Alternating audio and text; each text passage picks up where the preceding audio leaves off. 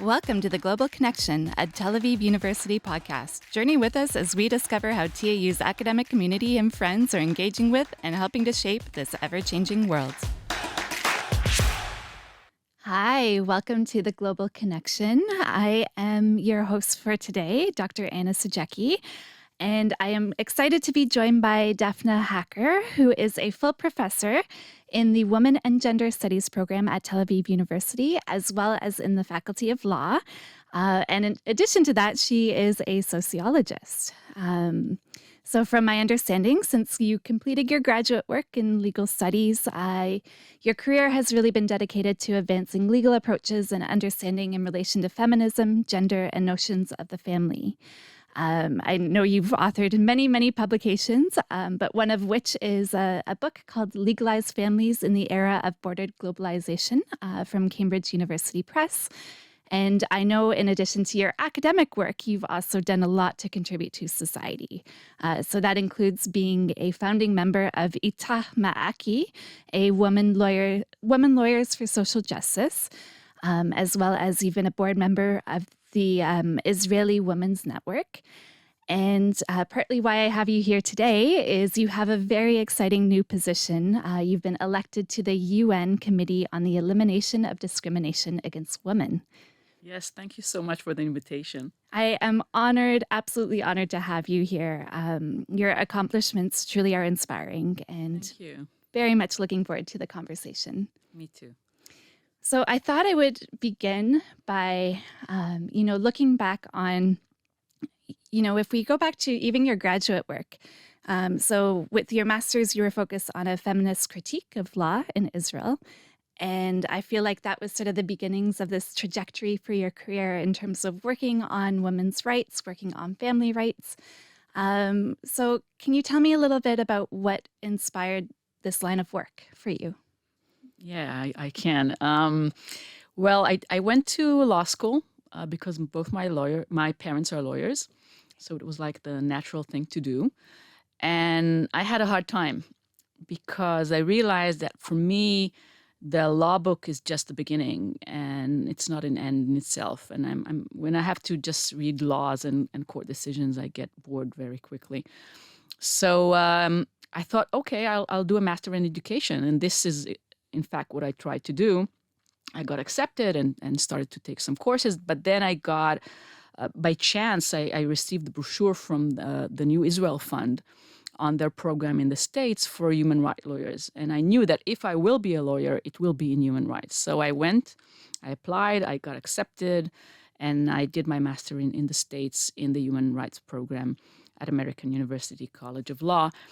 And there I got a lot of freedom to really explore what I'm interested in. And my thesis was on the way Israeli law discriminate between single and married women. So the feminist critique was on the marriage institution. And through that work, I realized that I'm interested in fact, in sociology. So I did my PhD in sociology back at Tel Aviv University. So ever since then, I'm looking at the law as an opportunity to better understand society. Okay. So from early on, then you're looking at discrimination in relation to single women and married women from the perspective of the law. I feel like that's a challenge that hasn't gone away in terms of the legal framework. I don't know that much about the legal framework in Israel, but I can speak about Canada and about other countries.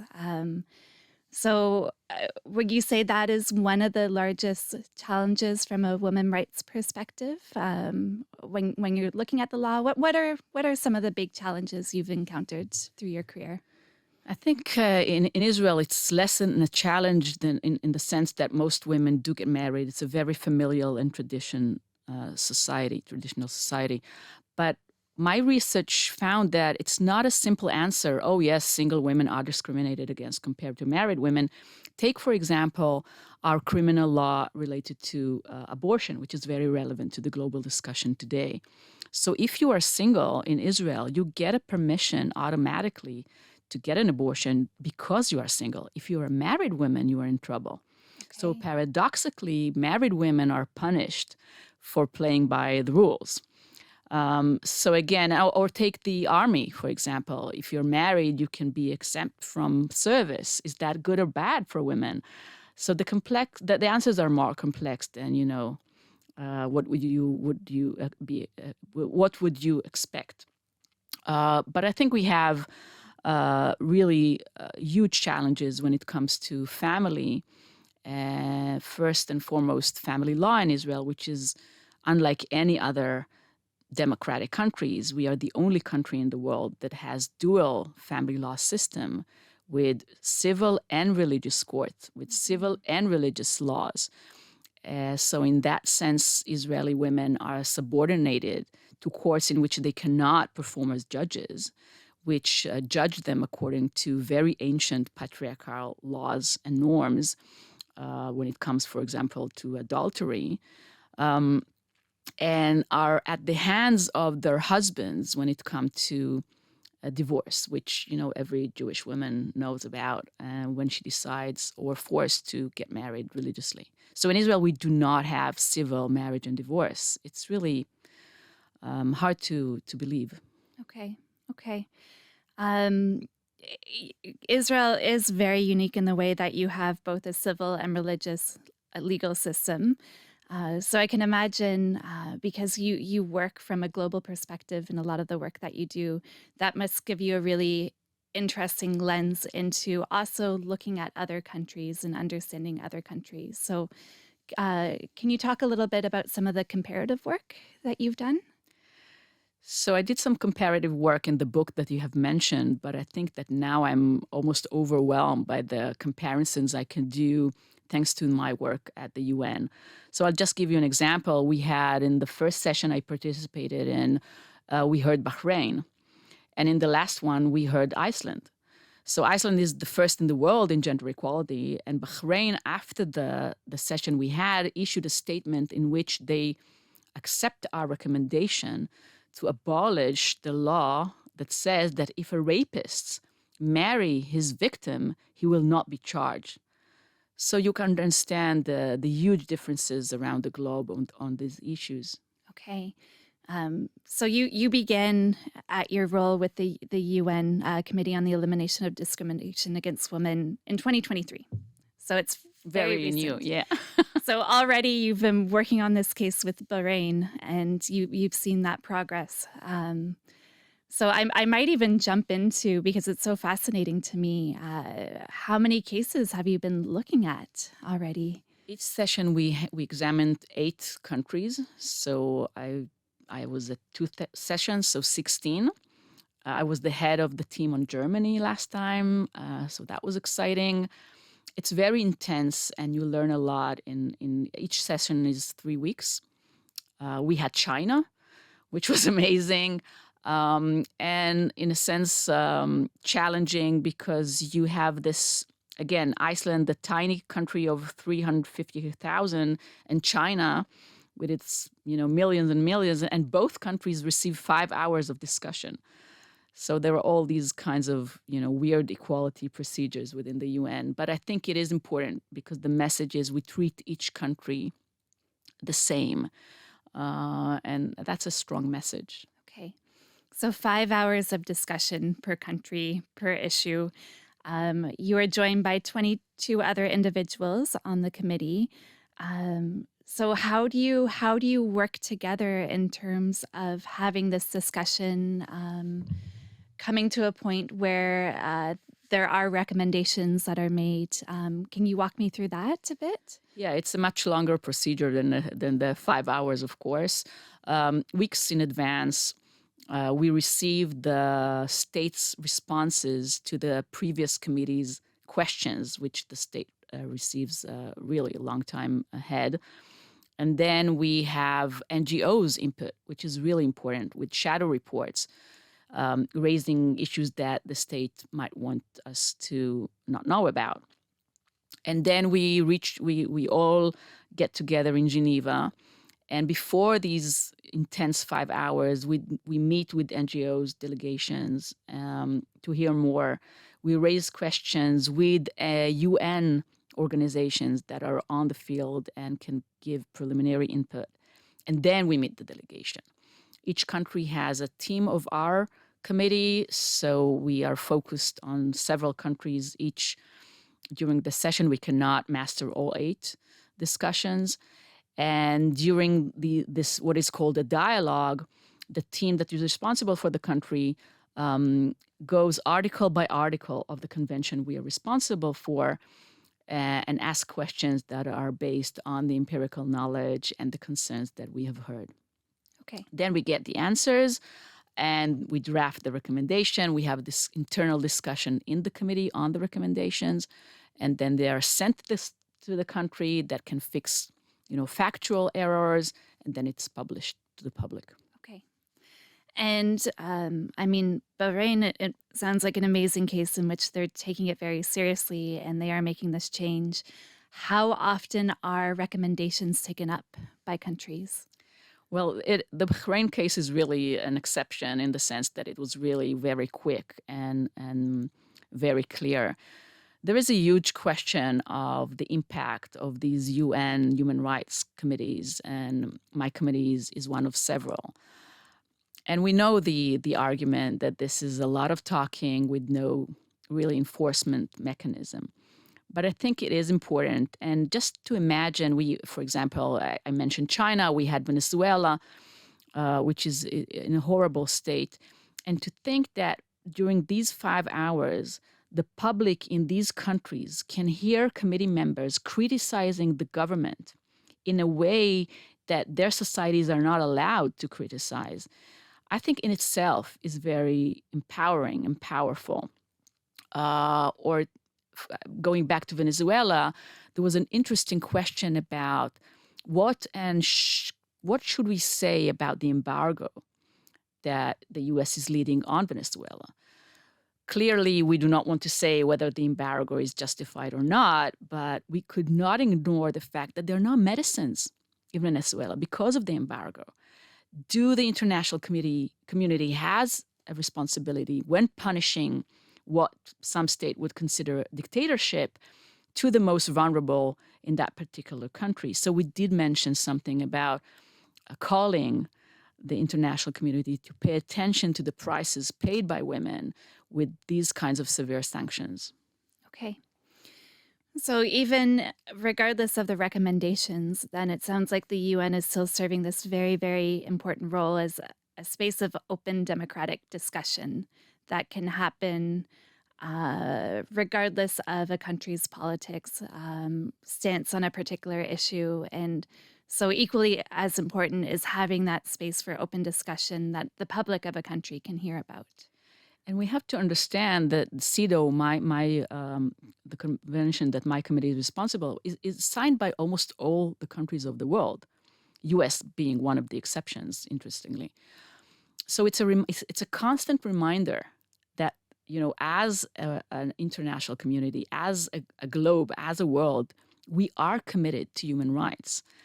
So again, we had Hungary, which was very fascinating to me because of the inspiration our leaders currently are taking from that government. And they explained that, there's no problem with women's rights in Hungary. It's all about family. We don't have a ministry that is responsible for equality for women. It's governed by the Ministry to Promote Family. So there is a backlash, and we are aware of it. But we are pushing these kinds of governments to give answers to their public, to us.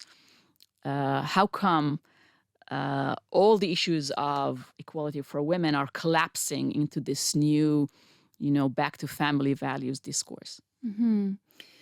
Which that too is, if we think about some of the contemporary issues that have arisen in relation to women's rights, it does feel like we have this rise in the Western world anyway of populism, and related to that, we also have this backlash against some of the progress that has been made in relation to feminism and women's rights. And so is that something that has come to your attention more and more lately? Absolutely. I can go back to my teaching. I have a course on feminism and law that I give at Tel Aviv University for many years now.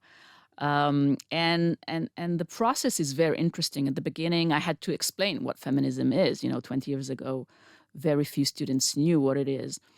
Then for several years, there was a very fruitful discussions because students became aware and engaged and involved, and more high schools integrated some knowledge about feminism, although hardly enough. And then there were like a couple of years, oh, do we still need this course? We did this, amazing progress. Maybe we can shift to, I don't know, gender and climate change, or gender and artificial intelligence, which are the cutting edge issues in other countries.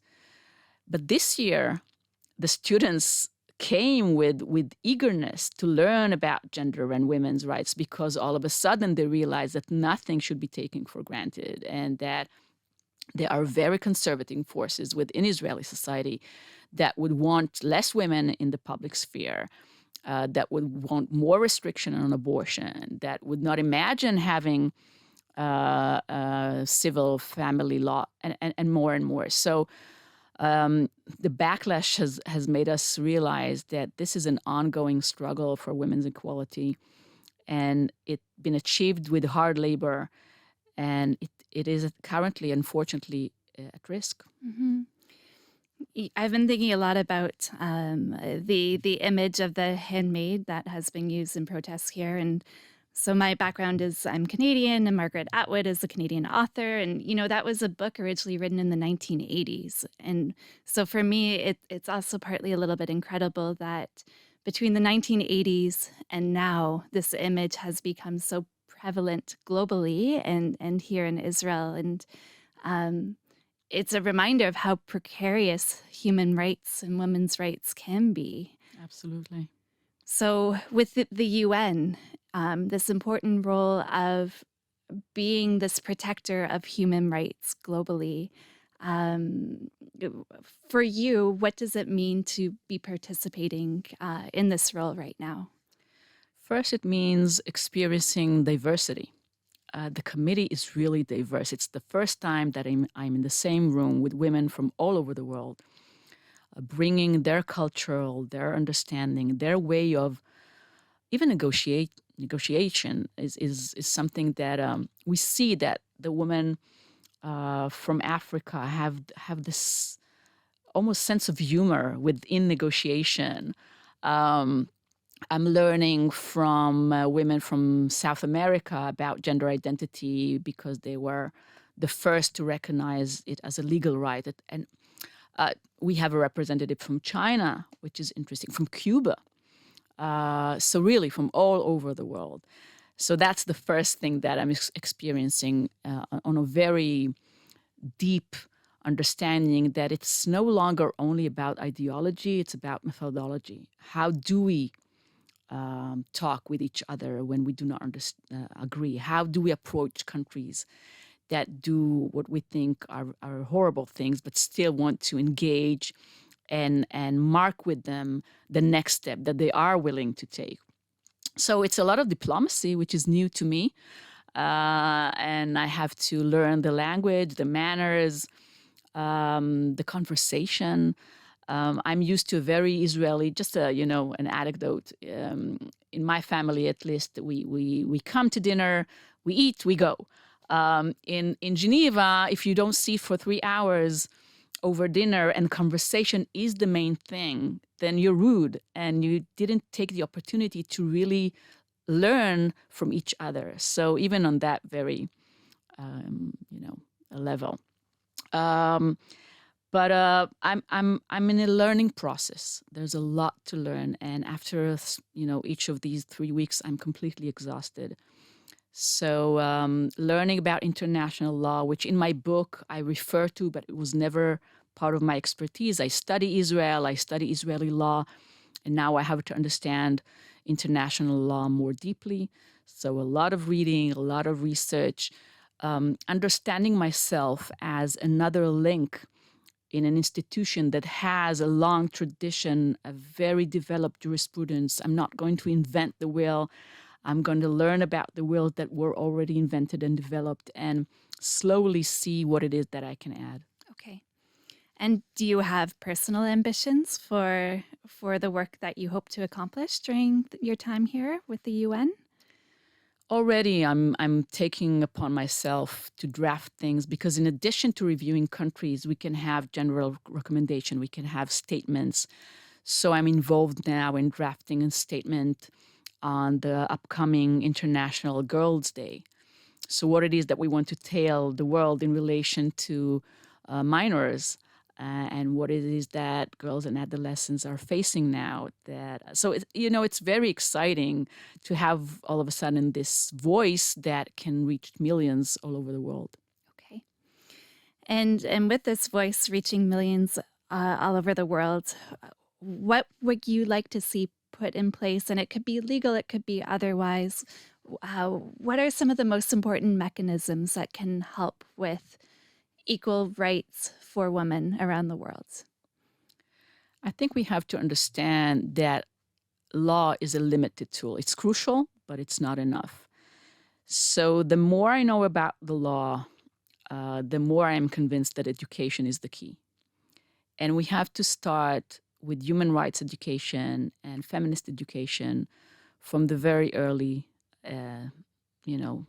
kindergarten, schools, youth movements, parents and their children, because the law can do so much. And if it's not based on deep cultural understandings and social motivations and even self-identification and identity, the law will eventually collapse. So I think we should broaden the circles that talk about these issues, that learn about these issues, that really can imagine a world in which the question whether I was born female or male is not that important. And we create this world of freedom in which I explore my options according to my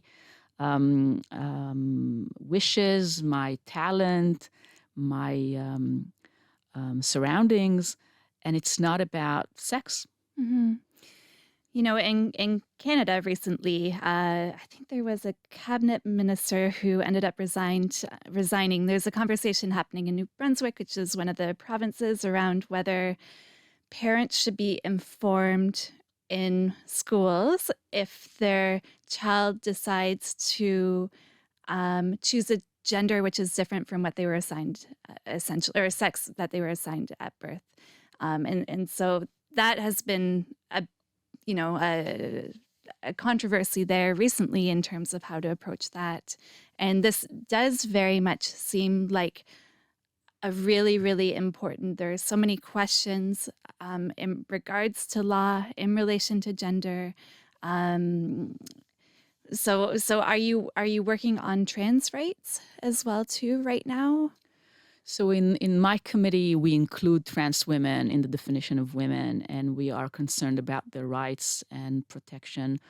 When it comes to children, we are in a dialogue with the CRC, which is the committee that is responsible on the Convention on the Rights of the Child, because we are talking about minors. And I think that based on the medical knowledge that we already have, and we don't have enough, but the indications we can draw from that, we have to find a way, on the one hand, to allow children to express themselves, to be accepted as they are, and on the other hand, not to pressure them into any direction. We have some empirical evidence that today, unlike in the past, more girls want to switch from F to M. So even that is gendered. So maybe it's not only, a very authentic motivation, but in some circumstances becomes a trend or, even an intuitive realization that it's better to be in a world, it's better to be a boy. So from my socio-legal perspective, I'm asking questions about the social constructions of identities. But it's only a beginning of a dialogue. It's a very contested issue. We want to allow country states to do what it is that is right for them, and countries are very different in that respect. So it's not how do we craft international law that is coercive for everybody or enforceable everywhere. No. How it is that we walk step by step and really make sure that we are broadening human rights and not diminishing them. Okay. Now, another, in relation to women's rights, another obviously global conversation that has been happening is related to the Me Too movement. And for me, what is so interesting from a legal perspective is the challenge with sexual assault in the courts, in a system. I've come from a system where it's innocent until proven guilty. And so it's such a large conversation of how do you manage when there has been a rape, having a trial, when trauma is involved and the fallibility of memory can be involved, but you're so reliant on evidence. So what are some of the conversations happening legally and globally around sexual assault? One of the most interesting conversation is moving from consent to will, to desire. So the legal language is narrowing our understanding and imagination in some cases. And I think this is an example. Because in the law, we do talk about consent. So, young people internalize this concept and think that consent is what it is that we're looking at for in sex. And no, we should look for two people, sometimes more, who really want to do it. What is, the real, a real desire, a real freedom to choose, what it is that I have to make sure about my partner before sex is happening, is taking place. These are, again, questions that the law cannot answer. It should be answered elsewhere. Again, education and a dialogue between girls and boys, women and men.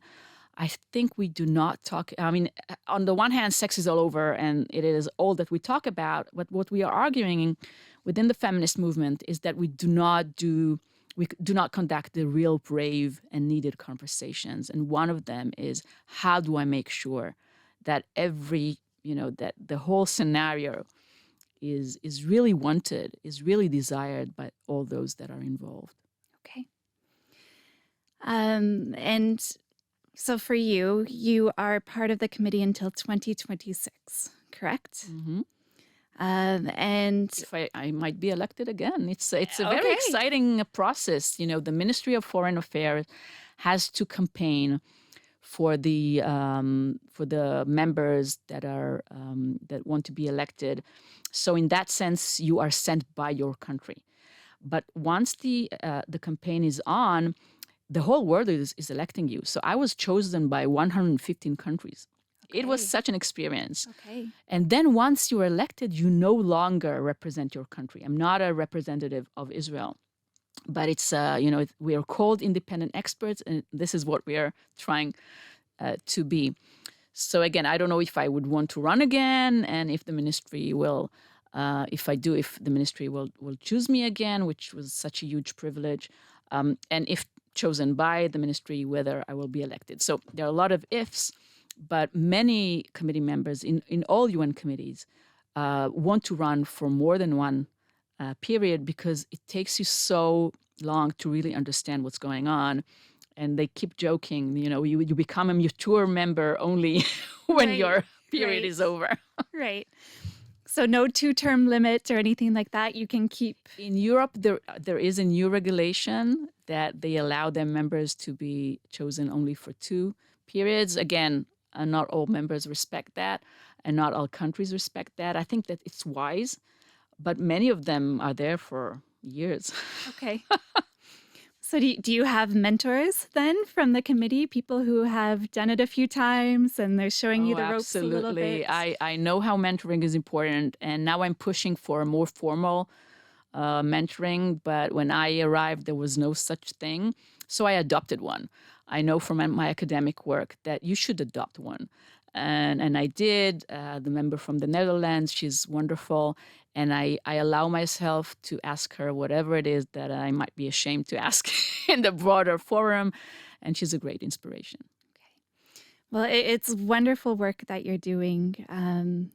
When you look back, I know you're mid-career and there are many more years, exciting years ahead of you. But when you start to look back and you think about the legacy that you want to leave, what would that be? I am starting to look back. It's this time of my life, the pension is starting to become a thing. So, for example, I'm looking back in my recent lectures on my work on divorce and child custody. It's been 25 years now, so that's a long period. And I think there are lessons to be learned from my journey to what's going on Israeli politics in general. Because I faced fake news before the term was even there. When Divorced Fathers organization claimed that divorced fathers are committing suicide by the hundreds because of what's happening in family courts. So I went to the Ministry of Health and I got the raw statistics and I analyzed them and I demonstrated that this is fake news. And again, some of them are now invited by the Ministry of Security, National Security, as legitimized representatives of issues like domestic violence. So I think the backlash that we are facing, we saw it from the beginning. And another example is the hijacking of the word equality.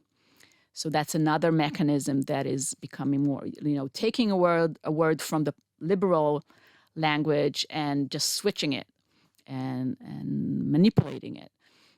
So these fathers argue for equality, which I'm in full support of equality within labor division in the family. But let's do it while we are together. Let's build an equal family, and then if we get a divorce, the legal arrangement should reflect that, but not, when we are divorcing and there are already prices to be paid to the children, to the mothers who took primary responsibility, et cetera, et cetera. So I'm looking back and I'm thinking that maybe my role in the world is to say things that others are maybe afraid to say. So I'm doing that both in my academic and my activist work.